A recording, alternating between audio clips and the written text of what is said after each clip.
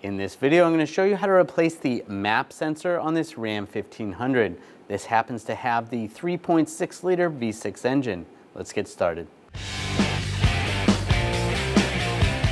I'm going to loosen up this worm clamp, use a 8mm socket.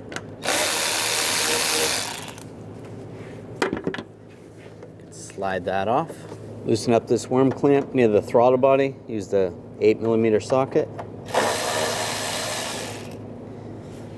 Disconnect the connector, just push down on the tab, slide it out. Just grab the snorkel, lift up. There is a hose back here, just push down on the tab. Slide that hose off, and slide that out. Disconnect this connector. I'm just using a pick. There's a little lock right here. Just push that lock tab back. Then you can push down, slide the connector off.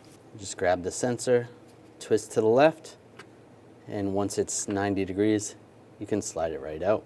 Take the new sensor, you want to slide it in like that, and then twist to the right. Take the connector, line it up, lock it down, and push on that lock. Take the snorkel, line it up with the throttle body.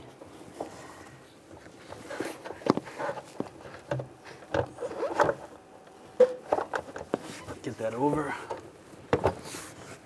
Push it on, and then push it onto the grommets in the back.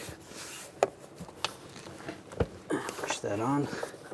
Take this hose, line that up, lock it down, connect the connector.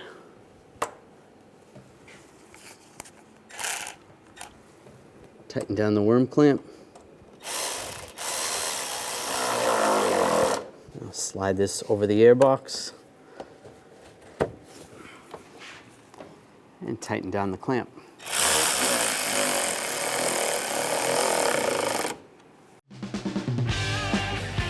When only the best will do, demand TRQ. The only company that lets you view before you do.